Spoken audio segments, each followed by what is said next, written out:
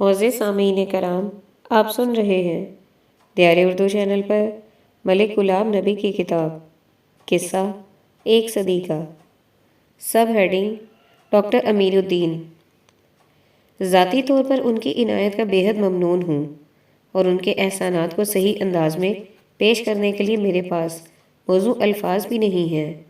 میرا بڑا بیٹا خالد نبی، جس کی پنڈلی میں ہڈی پر بائی سائیکل لگنے سے ایسا گہرا زخم بن چکا تھا، اگر ڈاکٹر صاحب کی خاص توجہ نہ ہوتی شاید ٹانگ ہی ضائع ہو جاتی، لیکن ڈاکٹر صاحب بلا ناگاہ صبح کالج جانے سے پہلے اپنی کار بڈن روڈ پر پارک کر کے خود پیدل گلی میں میرے گھر تشریف لاتے۔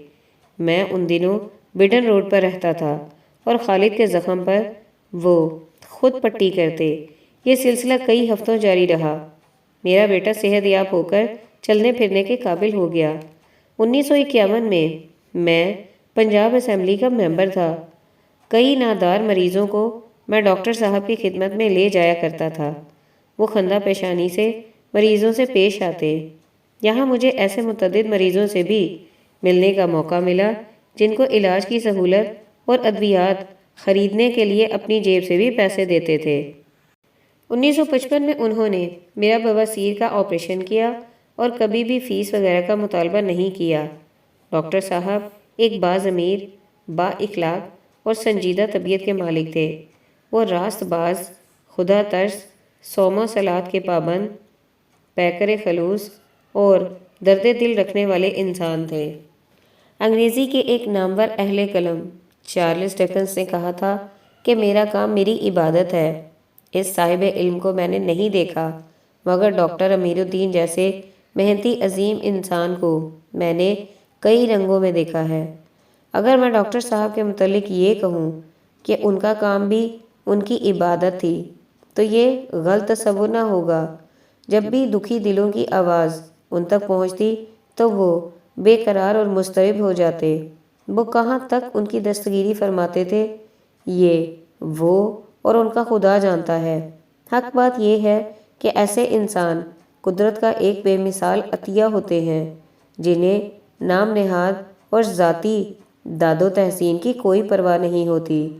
ان کی نوازشات سورج کی کرنوں کی طرح ہر سو پھیلی ہوئی دکھائی دیتی ہیں۔ ہماری ایک کلب تھی، جسٹس محمد منیر اس کے صدر۔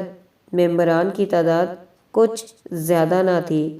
ممبران میں ڈاکٹر شجاعت علی، میاں محمد امین، چودھری نذیر حسین، شیخ ممتاز Ahmed, Chaudhry Faqir Hussain, justice Jan S M Nasir, A D Malik, D R Hari, Zahid Umar, major Ghulam Hussain, Saeed Shah, Mirza Hamid Allah, Begum Najib Allah Niazi, Abdul Majeed Mufti, Sheikh Iqbal, Dilawar Hussain, professor Muhammad Ishaq Qureshi اور لارڈ نصیر ملہی۔ یہ سب حضرات اللہ کو پیارے ہو چکے ہیں۔ جو باقید حیات ہیں ان کے نام نہیں لکھ رہا۔ ان کے لیے دعا گو ہوں کہ اللہ تعالیٰ انہیں صحت اور زندگی عطا کرے۔ ڈاکٹر صاحب جب بھی فراست کی گھڑیاں اپنے کچھ دوستوں کے ساتھ گزارنا چاہتے تھے وہ کلب تشریف لے آتے تھے۔ یہی ہنسی مذاق میں بڑی بڑی کہانیاں سننے کو ملتی۔ وہ رموز و کنایا میں ایسی ایسی باتیں کہہ جاتے اور ایسے ایسے لطیف اشارے کرتے کہ ساری محفل کھلکھلا اٹھتی۔ ملکی حالات کے پیش نظر کچھ حساس طبیعتیں اکثر یہ سوال کرتی کہ آپ نے پاکستان کو کیا دیا؟ کسی نے کچھ دیا یا نہیں یہ ایک الگ بات ہے، مگر ڈاکٹر امیر الدین نے یقیناً وہ کچھ دیا ہے جو قائد اعظم پاکستانی قوم سے توقع رکھتے تھے۔ وہ پاکستان کو دنیا کی عظیم قوموں کے شانہ بشانہ کھڑا کرنے میں اہم کردار ادا کرے گی، نظم و ضبط کو ہر میدان میں مشعل راہ بنائے گی، ہر معاملے میں ایمانداری، خلوص اور انصاف کا ساتھ دے گی۔ جھوٹ، منافقت، چاپلوسی، ضمیر فروشی، مکر و فریب، لوٹ کھسوٹ، ایک دوسرے سے نفرت جیسی لعنتوں کے خلاف جہاد کرے گی۔ مظلوم، بے کس، بے بس اور بے سہارا تہی دامنوں کی حمایت سے دریغ نہیں کرے گی، اپنے فرائض کی بجا آوری میں غفلت نہیں برتے گی، کام اور سخت محنت اس کا امتیازی نشان ہوگا۔ یہ وہ عظیم ہستیاں ہوتی ہیں جن کے مخلصانہ کارناموں سے تاریخ جگمگا اٹھتی ہے اور آنے والی نسلیں ان کے کارناموں پر فخر محسوس کرتی ہیں۔ آخر میں میری دعا ہے کہ اللہ تعالیٰ ڈاکٹر صاحب کو اپنے جوار رحمت میں جگہ عطا فرمائے، آمین۔ سب ہیڈنگ: میاں محمد شفیع م ش۔ لاہور بل روڈ کی ایک نکڑ پر برکت علی محمڈن ہال تھا، دوسری نکڑ پر بابری دواخانہ اور سامنے والی سڑک کے پار دوسری طرف موچی دروازہ تھا۔ بابری دواخانے میں عبدالستار خان نیازی، ابراہیم علی چشتی، میاں محمد شفیع اور بہت سے دوسرے دوست میٹنگیں کیا کرتے تھے۔ موضوع اسلامک بردرہڈ ہوا کرتا تھا۔ اس مضمون پر وہ کئی پمفلٹ بھی چھپوا چکے تھے۔ میرا بھی کئی بار وہاں جانا ہوا۔ میاں صاحب کو میں سب سے زیادہ پسند کرتا تھا۔ 23 مارچ 1940 کو جب منٹو پارک میں مسلم لیگ کا تاریخی اجلاس ہوا، جس میں ہندوستان کے بڑے قداور مسلم اکابرین شرکت تھے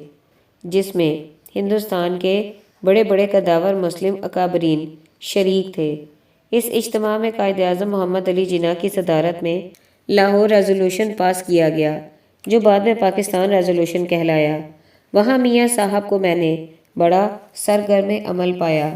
اس وقت میری ان سے صرف شناسائی تھی، تعلقات سلام و دعا تک محدود تھے۔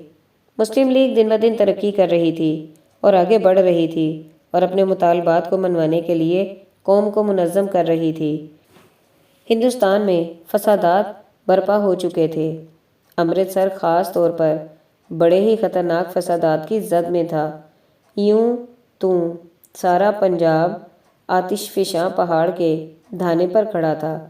اب میاں صاحب سے میرے تعلقات میں قربت اور گہرائی آ گئی تھی۔ وہ کسی نہ کسی صورت میں مجھے کئی ضروری پیغام پہنچایا کرتے تھے۔ میں امرتسر مسلم لیگ کا سیکرٹری آف الیکشن کمیٹی تھا۔ پاکستان کے معرض وجود میں آنے کے بعد لاہور میں میاں صاحب سے اکثر ملاقات ہو جایا کرتی تھی۔ ہم دونوں 1951 میں MLA بن گئے۔ وہ مسلم لیگ کی طرف سے کامیاب ہوئے اور میں جناح عوامی لیگ کی طرف سے مسلم لیگ کی ٹکٹ پر لاہور سے منتخب ہوا۔ میاں صاحب طبیعت کے نرم بھی تھے اور تیز بھی۔ میاں صاحب اپنے آپ کو ہر معاملے میں اولویت دیتے تھے۔ وہ سمجھتے تھے کہ جو کچھ وہ جانتے تھے یا سیاسی معاملات میں جو ان کا علم ہے دوسرے اس سے عاری ہیں، لہٰذا وہ اپنی ذات کو افضل ثابت کرنے کی کوشش کیا کرتے تھے۔ اس وقت وہ صحافت کے میدان میں تھے، اس لیے ہم انہیں عزت کی نگاہ سے دیکھا کرتے تھے۔ گو ان کا قد چھوٹا تھا، مگر وہ سینہ تان کر اور اکڑ کر بات کیا کرتے تھے، جیسے وہ ہر علم میں یکتا ہیں۔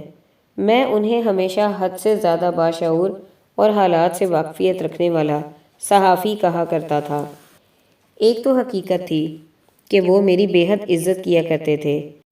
جب میں نے عوامی لیگ کو چھوڑا تو میں نے اپنے ایک دیرینہ ساتھی اور بھائیوں سے زیادہ شفیق دوست عبداللہ خان کے ساتھ مسلم لیگ کا ساتھ دینے کا اعلان کیا۔ اس وقت خان عبدالقیوم خان نے ایک بڑے جلسے میں، جس کی وہ صدارت کر رہے تھے، جو مسلم لیگ لوہاری دروازے کے باغ میں منعقد ہوا تھا، ہماری شرکت پر خوشی اور اعتماد کا اظہار کیا۔ میاں صاحب نے اپنے رسالے استقلال میں شاندار ایڈیٹوریل اور ٹائٹل صفحہ پر میری قد و تصویر شائع کی۔ میں خان صاحب کے ساتھ ان کے 30 میل لمبے جلوس میں شامل تھا، جو راولپنڈی سے لاہور کی جانب چلا تھا۔ میں نے پہلی تقریر گجر خان میں کی تھی، دوسری جہلم اور تیسری گجرات میں، اور جلوس کو رات گجرات میں ٹھہرانا پڑا۔ میں اور میاں محمد شفیع صاحب اکٹھے ہی ایک گھر میں ٹھہرے۔ صبح جلوس اعظم لاہور ہو گیا۔ شومیِ قسمت، اگلے روز 7 اکتوبر 1958 کی رات کے شروع ہوتے ہی مارشل لا لگا دیا گیا۔ میاں صاحب سے میری دوستی ان کے دنیا سے رخصت ہونے تک رہی۔ اللہ تعالیٰ سے دعا ہے کہ وہ انہیں غریقِ رحمت کرے۔ سب ہیڈنگ: شیخ خورشید احمد۔ خورشید بے شمار خوبیوں کے مالک تھے۔ قدرت نے انہیں بہت بڑا دل اور ہر بات کو سہ جانے کا سلیقہ عطا کیا تھا۔ وہ علم کی دولت سے مالا مال تھے۔ وہ اپنے ہم عصروں سے قابلیت کے میدان میں بہت آگے تھے۔ بلا کے ذہین، انگریزی اور اردو کے بہترین مقرر، دوستوں کے غم خوار، ہر محفل کی جان ہوتے تھے۔ گفتگو کا انداز رسیلا اور پرکشش ہوتا تھا۔ سننے والوں کی خواہش ہوتی تھی کہ خورشید احمد بولتے جائیں اور وہ سنتے جائیں۔ دلائل سے بات کرنے کا اسلوب بہت ہی نرالا تھا۔ بڑے پایا کے قانون دان تھے۔ ایوب کے دور میں پہلے پنجاب کے وزیر قانون بنے، پھر حکومت پاکستان کے وزیر قانون مقرر ہوئے۔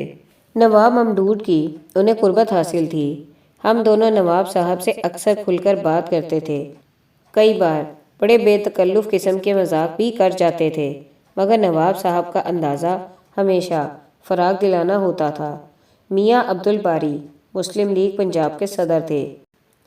کئی بار بڑے بے تکلف قسم کے مذاق بھی کر جایا کرتے تھے، مگر نواب صاحب کا انداز ہمیشہ فراغ دلانا ہوتا تھا۔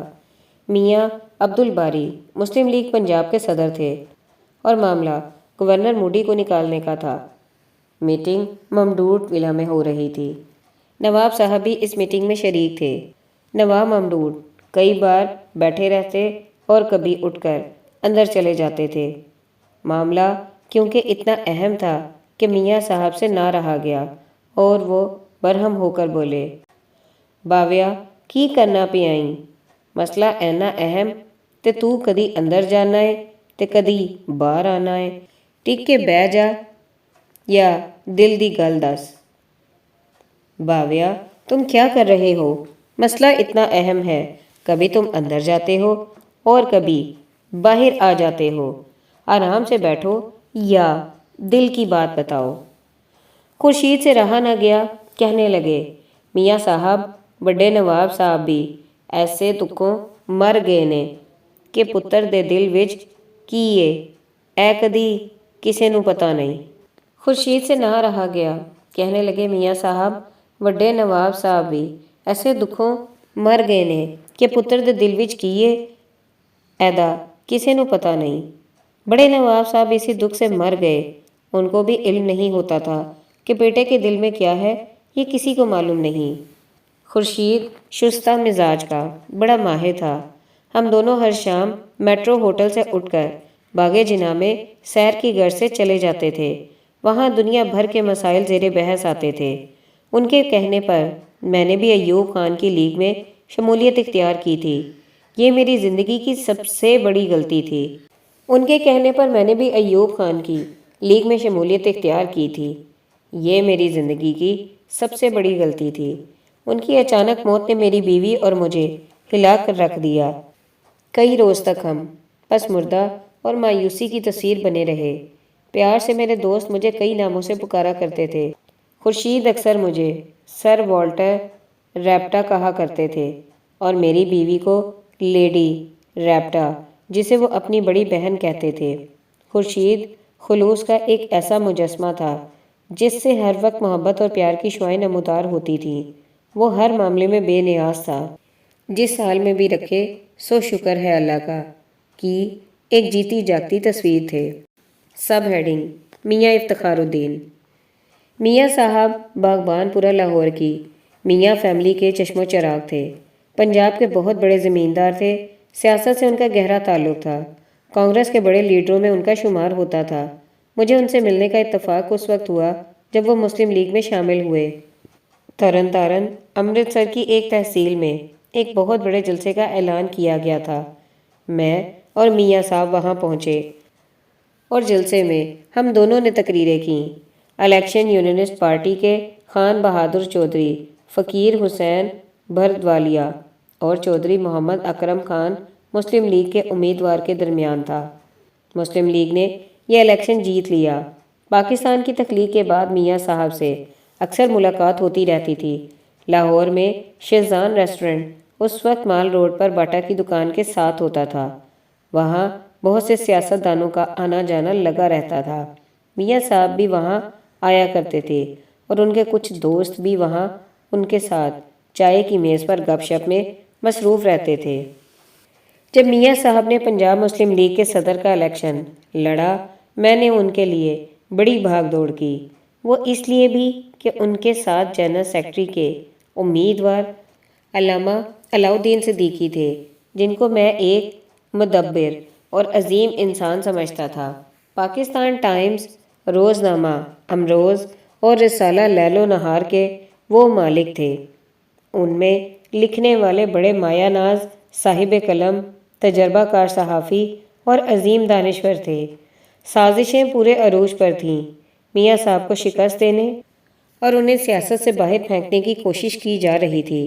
جب غلام محمد نے آئین ساز اسمبلی کو توڑ دیا تو کچھ عرصے کے بعد اسی آئین ساز اسمبلی کو دوبارہ تشکیل کرنے کا حکم دیا گیا تو مجوزہ آئین ساز اسمبلی کی رکنیت کے لیے اس وقت کی صوبائی اسمبلی کے اراکین الیکٹریٹ قرار پائے۔ میرا بھی ووٹ تھا۔ میں یہ ساری داستان اسی کتاب میں لکھ چکا ہوں، لیکن یہاں صرف یہ عرض کروں گا کہ میں نے اپنے بیلٹ پیپر پر صرف ایک ہی ترجیح استعمال کی تھی، اور وہ میاں افتخار الدین کے نام کے لیے تھی۔ باقی ترجیحات میں نے چھوڑ دی تھیں۔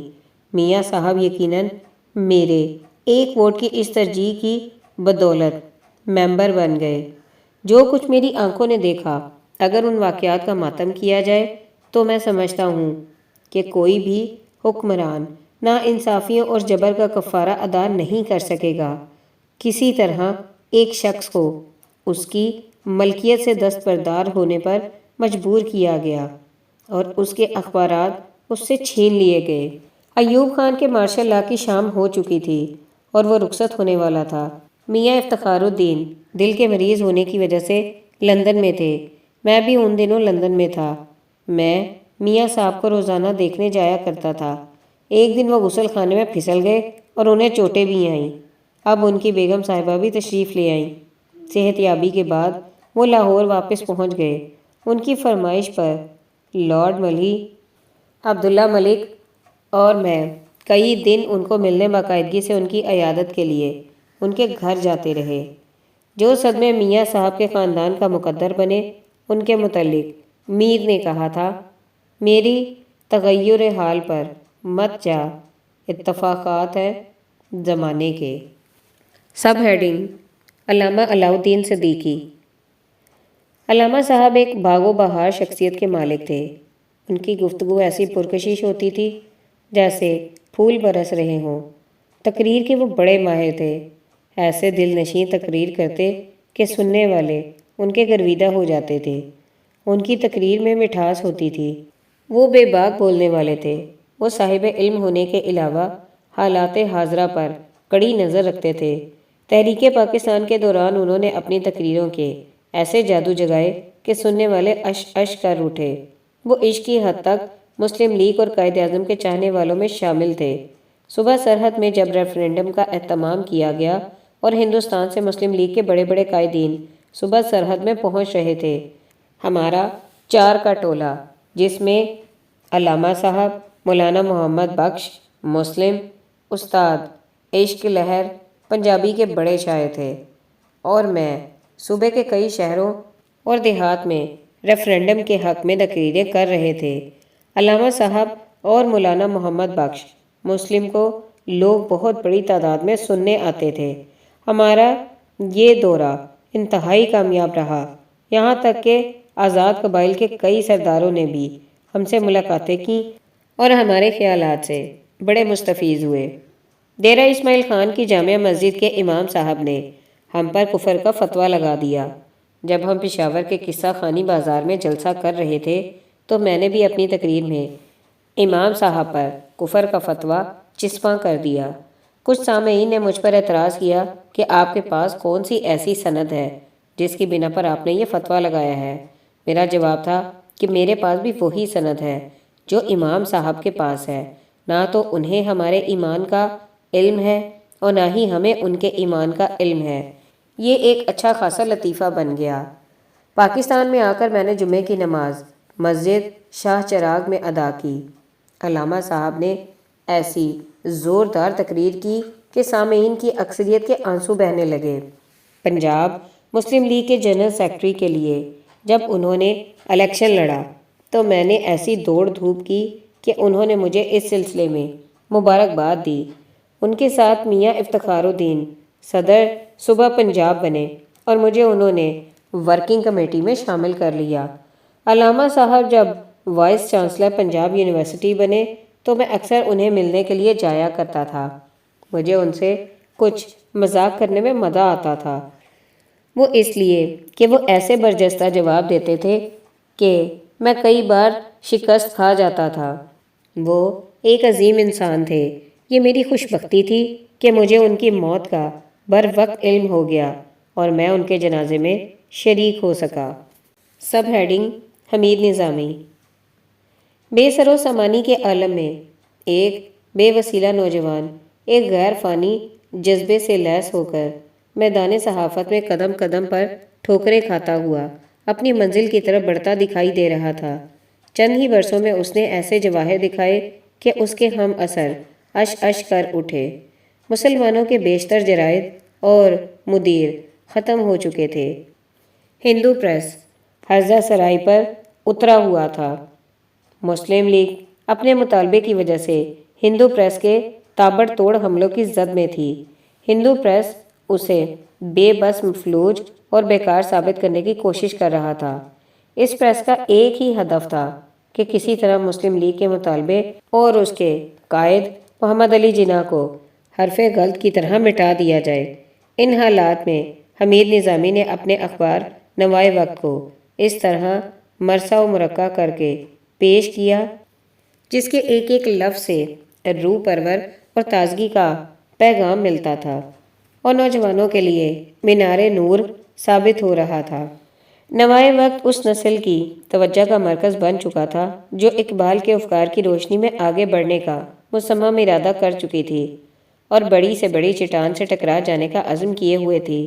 نوائے وقت ایک ایسا شعلہ بیان اخبار بن چکا تھا جس نے اغیار کی پھیلائی ہوئی ساری گندگی اور سیاہی کو اس طرح صاف کر دیا کہ دیکھنے والی ہر آنکھ اشکبار اور حیران و ششد رہ گئی۔ حمید نظامی ایک نڈر اور بے خوف صحافی تھے۔ ان کی تحریروں میں غرور، تمکنت، ذاتی رنجش، انتقامی جذبے، لوگوں کے معاملات میں بے جا مداخلت کا عنصر دکھائی نہیں دیتا تھا۔ اپنے مشن میں وہ بڑی سے بڑی طاقت سے ٹکرانے سے گریز نہیں کرتے تھے۔ حکومت وقت پر انہوں نے ہمیشہ جائز تنقید کی۔ اس کی بدعمالیوں، ریشہ دوانیوں، حق و انصاف سے روح گردانی کے مرتکب حکمرانوں کو انہوں نے بے دریغ طریقے سے لتاڑا۔ وہ نتائج سے ہمیشہ بے نیاز رہے۔ صرف ایک ایسا واقعہ یہاں رقم کر رہا ہوں جس کی بنا پر ان کے مخالفین نے ان پر ریشہ دوانی کی تہمت لگائی کہ ان کی وہ روش پنجاب کی سیاست کو گدلا کر گئی۔ جب حکومت پنجاب کے وزیر اعلیٰ نواب افتخار حسین ممدوح تھے، اس وقت پاکستان کے وزیر اعظم نواب زادہ لیاقت علی خان تھے۔ جب اس وزیر اعلیٰ نے ایک سکھ کی کوٹھی اور کچھ زمین قوانین کے مطابق اپنے نام الاٹ کروائی، پنجاب کے انگریز گورنر موڈی نے ان پر ایک مقدمہ کھڑا کر دیا۔ ان کے ساتھ 2 سول افسران جنہیں قائد اعظم اور علامہ اقبال کی قربت حاصل رہی، ان کو بھی اس مقدمے میں نتھی کر دیا گیا۔ جب یہ صورتحال پیدا ہوئی تو قائد اعظم اور اقبال کے شیدائی بھڑک اٹھے۔ تو اس وقت جو کردار نوائے وقت اور اس کے جاں باز مالک حمید نظامی نے ادا کیا، وہ تاریخ کے صفحات پر سنہری حروف میں لکھا گیا۔ ان کا یہ استدلال کوئی بھی روک نہ سکا کہ وہ جس نے قائد اعظم کی وفاداری کا دم بھرتے ہوئے اپنی ریاست کو قربان کرنے سے بھی دریغ نہ کیا ہو، اس پر اور ان کے ساتھیوں پر ایک گھٹیا اور انسانیت سے گھری ہوئی سازش کے تحت مقدمہ بنا دیا گیا ہو، تو پھر نوائے وقت کیسے خاموش رہ سکتا تھا؟ اس نے بے نیاز ہو کر وزیر اعظم کو للکارا کہ قائد اعظم کے ان شیدائیوں کو اس طرح ذلیل کرنا کسی طرح بھی جائز و موزوں نہیں۔ آخر وہ جو کل تک قائد اعظم کے ہر حکم کی تعمیل ایک قومی فرض سمجھتے ہوئے اپنا سب داؤ پر لگا رہے تھے، ان کے ساتھ ایسا سلوک تو دشمن بھی نہیں سوچ سکتے تھے۔ نواب ممدوٹ، جن کے گھر ممدوٹ ولا قائد اعظم بسیرا کرتے تھے، بڑے بڑے مارکے سر کرنے کی اسکیمیں مرتب کرتے تھے، اپنے کارکنوں اور جانثاروں کو ملتے، ان کے خیالات سنتے تھے۔ اگر حمید نظامی کو اس موقف پر انتشار پھیلانے کی تہمت لگائی جائے تو ایسے نقاد اپنے گریبانوں میں منہ ڈالیں اور زندہ ضمیر کے مطابق تعصب سے بے نیاز ہو کر فیصلہ دیں کہ کیا ایک ایماندار، مخلص، محب وطن قائد اعظم کا جانثار، جو لٹیرا نہیں، بینکوں کو لوٹنے والا نہیں، دوستوں اور رشتہ داروں کو نوازنے والا نہیں، اس کے لیے اگر ایک صحافی اپنے قلم کی کاٹ سے بڑے حکمران کا گریبان چاک کرتا ہے تو وہ کون سا جرم کر رہا ہوتا ہے؟ بجائے اس کے کہ اس کی جرت کی داد دی جاتی، حکمران طبقے کے خوشہ چینوں نے اپنے مطلب کی تعویلات سے اپنی تحریروں کو اس طرح سجا کر پیش کیا کہ سادہ دل لوگوں کے دلوں میں خدشات اور ابہام پیدا کرنے کی کوشش کی، مگر حمید نظامی نے اس سازش پر کوئی کان نہیں دھرا، بلکہ وہ حکمران کو راہ راست پر لانے کے لیے اور زوردار طریقے سے میدان میں اترا اور کامیاب رہا۔ حق ہمیشہ غالب رہا ہے۔ جب تک حمید نظامی میں دم ہے اور اس کا قلم قوم کے جذبات کی ترجمانی کرتا ہے، وہ بڑی سے بڑی طاقت سے بھی ٹکرانے سے نہیں گھبرائے گا۔ ممدوٹ کی وزارت اعلیٰ ختم کر دی گئی، میاں ممتاز محمد خان دولتانہ وزیر اعلیٰ بنائے گئے، نواب ممدوٹ کے خلاف مقدمہ شکست کی نظر ہوا اور مارچ 1951 میں پنجاب کے الیکشن ہونا قرار پائے۔ حمید نظامی کی وفات کے بعد بھی میرا نوائے واق سے تعلق بہت گہرا اور مضبوط رہا ہے۔ دراصل ان کی پالیسیوں کو ان کے چھوٹے بھائی مجید نظامی اور بعد میں ان کے بیٹے عارف نظامی نے اپنے چچا کی رہنمائی میں آج تک قائم دائم رکھا ہوا ہے۔ حمید نظامی کے خاندان سے میرا تعلق واسطہ کئی دہائیوں پر محیط ہے اور مجھے یہ دیکھ کر انتہائی مسرت ہوتی ہے کہ دو خاندانوں کا یہ بندھن صرف ہماری جنریشن تک محدود نہیں رہا، بلکہ ہماری اگلی نسلوں میں گہری دوستی کی شکل میں نظر آتا ہے۔ میرے بیٹوں کے تعلقات شعیب اور عارف سے میل ملاقات اور نیک جذبات پر مبنی ہیں۔ میرے لیے یہ احساس انتہائی اطمینان بخش ہے۔